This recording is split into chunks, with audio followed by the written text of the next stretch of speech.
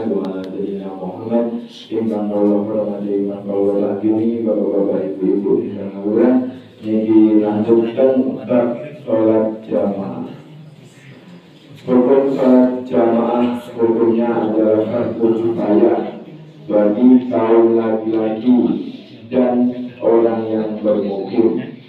Kecuali salat Jumat hukumnya fardu ain bagi yang sudah memenuhi syarat wajibnya. Salat jamaah yang menunjukkan kefarduan adalah apabila dilakukan sekiranya tanpa dia sholat, sehingga hukumnya berupa kedua orang yang bersepakat untuk melaksanakan salat jamaah di tempat yang sama ataupun sembunyi karena tidak tampak dia sholatnya.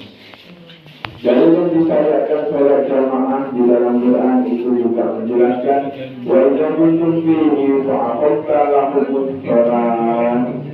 Dan apabila kamu berada di tengah-tengah mereka lalu engkau hendak mendirikan salat bersama mereka. Di dalam hadis juga ada salatul jamaati afdalu minas salati fadhi bisabri wa isrina darajat. Salat berjamaah lebih baik di sisi Allah 27 derajat dari sholat sendiri. Hikmah disyariatkannya jamaah di antara hikmah syariatnya sholat jamaah dan menjadikan pokoknya agama Islam dengan berdiri di atas sikap saling mengenal, bersaudara dan tolong menolong antara umat Islam untuk menyatakan kebenaran dan memerangi kebatilan.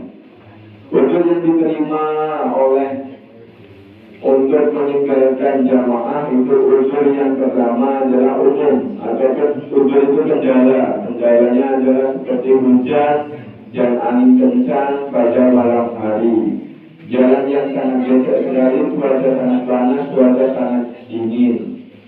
Uzur yang khusus seperti sakit. Di sini kalau berjamaah tidak harus di masjid, karena di rumah juga bisa.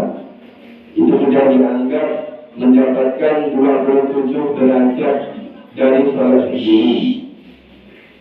Jadi di rumah kita kalau sholat jamaah itu sudah termasuk sholat jamaah. Yang tadi ada imam dan makmumnya.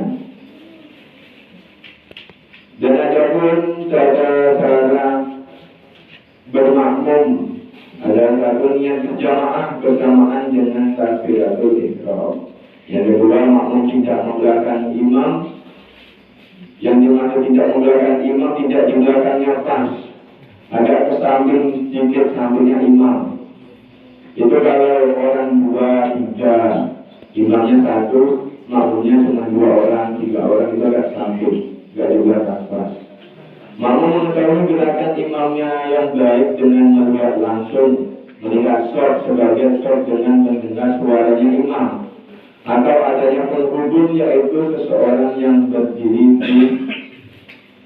di sampingnya seperti pintu agar ia melihat imam atau sebagian makmum.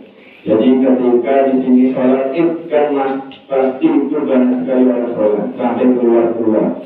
Nah itu di dalam buku ini menjelaskan bahwasanya hukumnya tetap sah walaupun orang sholat di luar sekitaran masjid. Dikarenakan makmum sholat berjamaah itu menyambung di antara depan-depannya, belakang, samping. Yang penting ada samping kiri kanan kita itu menjadi satu sholat.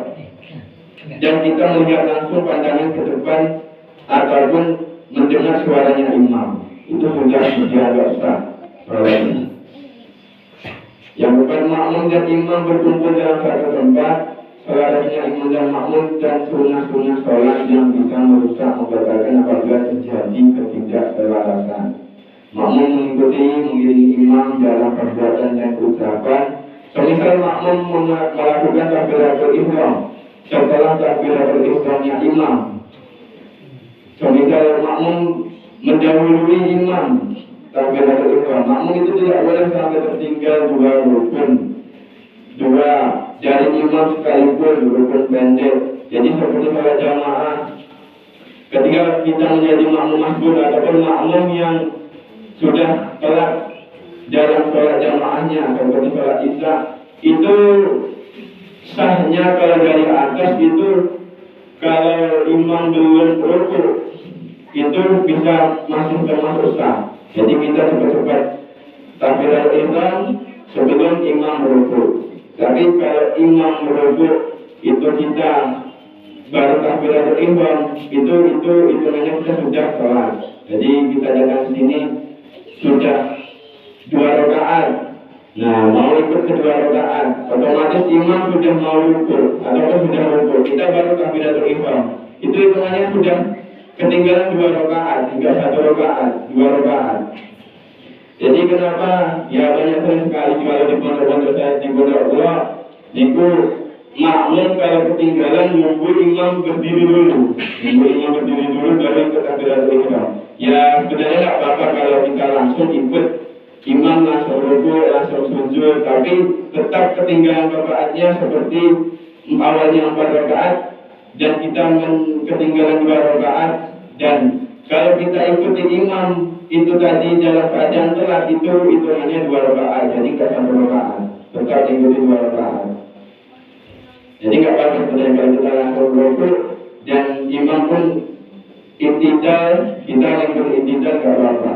Tapi ya baru semua sebenarnya baru semua, enggak mengikuti, yang penting tidak melanggar aturan dari salat jamaah. Makmum tidak mengikuti imam yang sholatnya diyakini bakal dosa, tidak mengikuti imam. Imamnya sudah sujud, kita baru takbiratul ihram, tidak mengikuti imam itu berarti tidak sah sholatnya. Tidak mengikuti kepada orang yang diyakini sebagai makmum. Seorang yang qari tidak boleh makmum kepada orang yang umi bacaannya.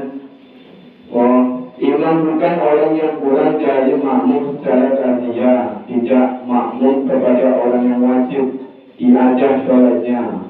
Sholat imam dan makmum sesuai dalam perbuatan yang tampak, sehingga tidak sah apabila melakukan sholat wajib sedangkan makmum melaksanakan sholat jenazah.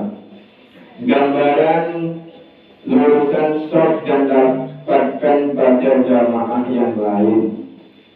Ini jelas ketika jamaah kita harus rapat, berdampingan ada short sampingnya, jangan sampai tidak ada short sampingnya. Ya kalau kita bisa di masjid itu banyak anggota masjidnya, ketika kita menjalankan bagian di luar, itu gimana caranya kita harus mengikuti samping shortnya. Walaupun di belakangnya nggak apa-apa, tapi harus mengikuti pas di belakangnya. Jangan seperti kita sholat di sini, nanti sholatnya di rumahnya Pak Kus, itu nggak ada, itu batal sholatnya, nggak sah. Jamaahnya nggak ada. Walaupun kita kedengaran suaranya, tapi nggak termasuk dengan sah sholatnya. Diajarkan Rasulullah SAW kepada umatnya adalah meluruskan dan merapatkan saf jalan sholat jamaah. Sebagaimana Nabi SAW bersabda, "Suwaru suhuwakum fa'inna tasbiyatus sofa minatamamis sholat."